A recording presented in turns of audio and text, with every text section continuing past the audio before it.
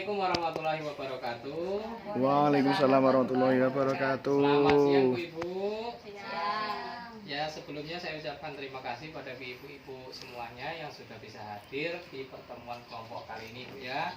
Untuk hari ini kita akan menyampaikan materi tentang memahami permasalahan stunting Bu ya. Sebelum saya sampaikan materinya, tadi sudah saya bagikan selembar kertas ya Bu untuk menuliskan harapan anak-anak ibu terhadap anak-anak ibu ya.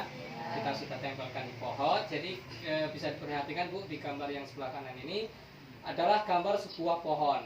Nah, ini ibaratkan akar, kemudian ini batang, ada ranting, daun, dan juga ada buahnya. Jadi buah ini adalah kita ibaratkan sebagai anak-anak kita. Harapan anak-anak kita ini adalah buah ini Bu. Bagaimana supaya buah ini menjadi buah yang terbaik ya, tumbuh dengan menjadi hasil yang terbaik, itu tergantung bagaimana orang tua mendidik anaknya ya, mensupport anaknya, memberikan motivasi kepada anak, memberikan stimulan kepada anak. Nah, diibaratkan sebagai pohon, ketika pohon ini kita berikan nutrisi kepada buah, jika nutrisinya kurang, vitaminnya kurang, pupuknya kurang, tentu buahnya pun akan tidak maksimal. Bisa jadi buah tersebut seharusnya ketika berumur sekian bulan buahnya sebesar sekian, tapi ketika kurang nutrisi, kurang vitamin, tentu buahnya pun tidak maksimal, kecil-kecil. Itu juga dengan anak-anak kita. Ini sudah ibu-ibu tadi sudah tuliskan, ada keinginan anaknya ingin menjadi apa ini? Tentara ya. Dengan cara memberikan pendidikan dan gizi yang baik. Cukup baik Bu ya, kita beri tepuk tangan dulu ya. Kemudian ada juga yang pengen anaknya jadi guru, memberikan pendidikan yang lebih baik, lebih tinggi. Kemudian ada juga ingin menjadi dokter, memberikan apa ini gizi yang lebih baik, bagus. Kemudian ada juga anaknya yang pengen jadi polisi ya, menyekolahkan lebih tinggi. Bagus semua ini sudah cukup bagus semua. Jadi semuanya ini keinginan ibu terhadap anak tergantung dari bagaimana kita memperhatikan anak kita sampai dengan cita-citanya tercapai. Kemudian kita masuk ke materi memahami permasalahan stunting. Dari di sini ibu-ibu sudah pernah dengar belum tentang stunting Bu? Ada yang sudah pernah dengar stunting? Belum pernah dengar loh ya. Nah, jadi stunting itu adalah keadaan gangguan pertumbuhan pada anak. Ya, tinggi badan anak itu lebih rendah atau lebih pendek, tidak sesuai dengan usianya. Artinya contoh seperti kita lihat di gambar ini Bu, di sebelah kanan, ada anak usia sama-sama 5 tahun. Ini yang sebelah ini 5 tahun, yang ini juga 5 tahun. Rata-rata anak tinggi 5 tahun kurang lebih misalnya 100 cm. Tapi ada anak dengan usia 5 tahun tingginya kurang lebih 50-60 cm. Artinya pertumbuhan anak yang sebelah kanan ini tidak maksimal. Yang sedangkan sini rata-rata anak, seluruh anak itu harusnya misalnya umur 5 tahun itu tinggi badan 100 cm. Sedangkan yang ini 60 cm. Nah, inilah yang disebut stunting. Anak tersebut mengalami kendala pertumbuhan. Yang disebabkan apa? Nah, ini kita sampaikan penyebab-penyebab stunting. Yang pertama adalah kurang gizi. Nah, ketika anak kurang gizi, tentunya pertumbuhannya pun terhambat sehingga menyebabkan stunting. Sama kayak yang di pohon ini tadi, kurang nutrisi, kurang vitamin, akhirnya buahnya pun tumbuh tidak maksimal. Kemudian kurang imunisasi. Nah, kita kan sering ya mengajak anak kita imunisasi ya di posyandu.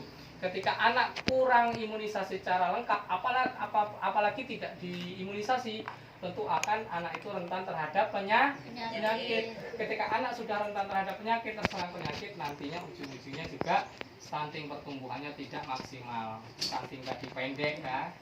Kemudian yang ketiga, tidak cuci tangan dengan air mengalir dan pakai sabun. Nah, ini juga penting Bu.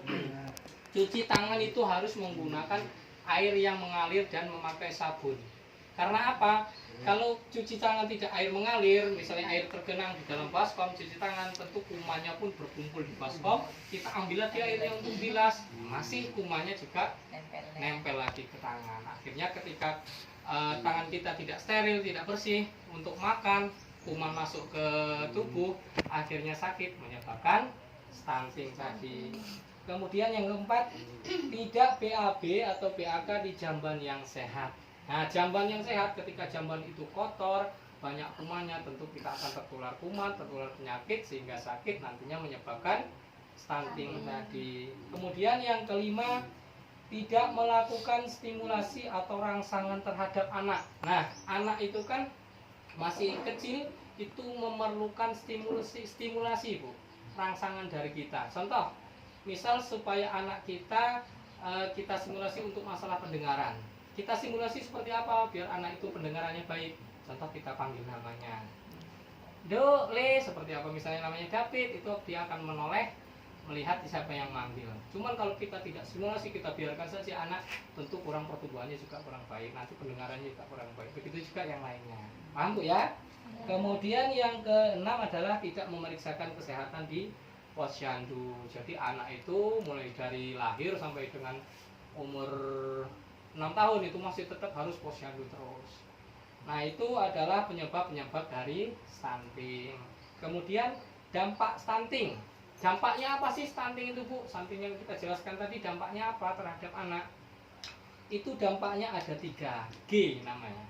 Yang pertama adalah gagal tumbuh. Ya, anak jadi gagal tumbuh, kedil tadi kan. Kemudian yang kedua adalah gagal kembang, dan yang ketiga adalah gagal metabolisme. Itu adalah dampak dari stunting. Ketika anak sudah terkena stunting Bu, itu tentu daya tangkap anak tersebut kurang. Di sekolah ketika diberikan material gurunya, daya tangkap anak tersebut kurang sehingga materinya tidak masuk di anak. Itu mengakibatkan prestasi anak berkurang. Kemudian dari penyebab stunting dan dampak stunting tadi, kira-kira apa sih yang penanganan stunting untuk kita sebagai orang tua? Ada yang bisa jawab Bu?